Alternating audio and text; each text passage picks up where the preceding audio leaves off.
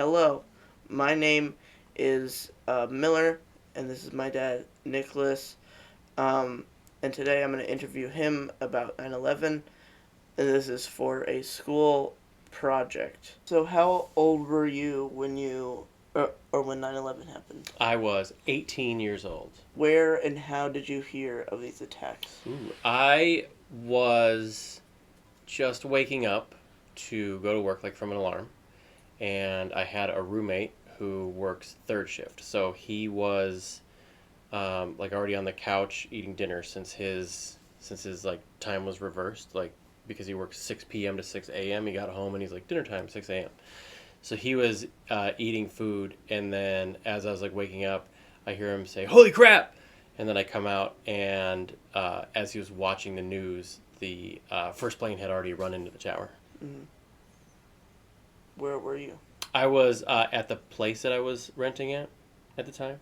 How did you learn about the attacks? That was pretty much it. I mean, so like I remember the news was talking about the first plane hitting, and I remember just kind of being like, it was like, that's crazy that this happened. And then when the second plane hit, it became a much different conversation of what does this mean.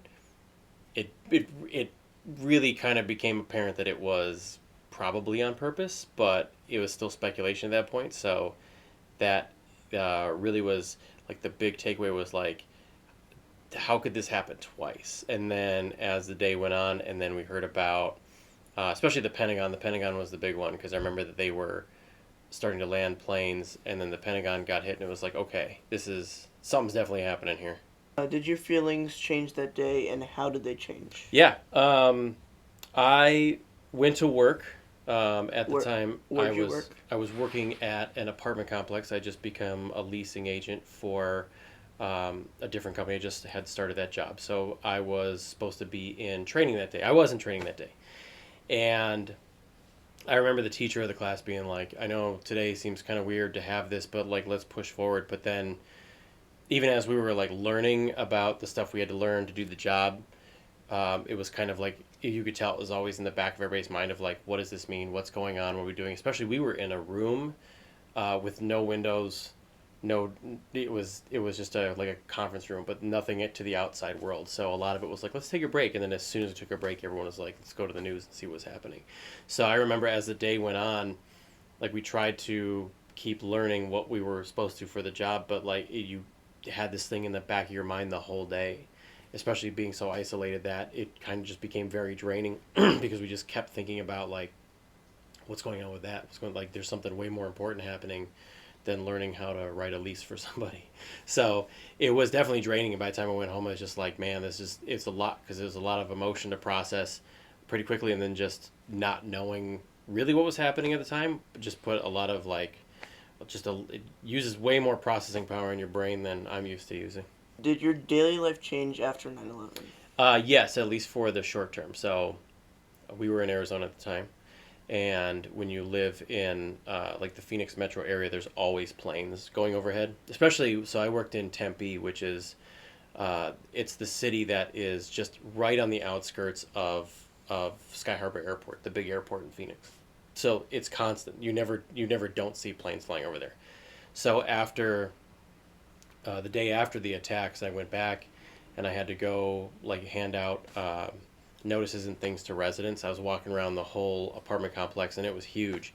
And I just remember stopping and looking up at the sky and being like, "There's nothing up there." There's like Or it was or hearing anything? and hearing nothing. It was so strange to realize that you're not hearing planes when you're almost always constantly hearing planes. So just to kind of step back and go, "Whoa," and then for like at least a week after that, probably two, like everything seemed more united in general. It was kind of interesting. It was almost like you're driving on the freeway, and in an area where like somebody would have like normally cut you off, and everyone just kind of gave each other like a little more space. Like, hey, it was a very kind of unifying moment of like, it makes you realize like humanity was just kind of one thing. We're all in this together. So for a good week, maybe two, it was just kind of like everyone was just like a little bit nicer to each other. But it's just anywhere you go, it was just kind of like people were just a little bit softer for a little bit.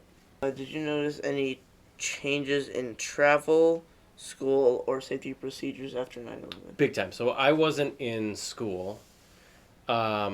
Travel and safety procedures went together because it was all airplanes, and something like that had never happened before.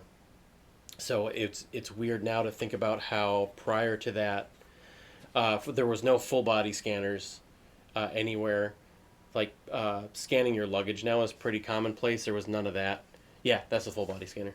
Um, and like the big one was anybody used to be able to go through security and then go to the gate. So I remember when I was growing up in Arizona, and then we would come back to Wisconsin for the summers.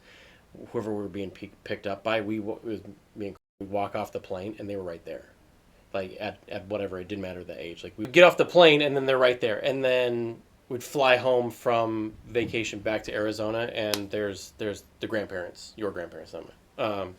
My parents were right at the gate. And it didn't matter the age. You could go there any time. Like I remember even I had a friend whose dad was huge into aviation, so they would sometimes just go to the airport and go through security and then just watch the planes take off from where the gates were at. And that is completely unheard of now. Like even I took you to the airport to go to Arizona, and I got to go through with you because you're a minor. Remember that?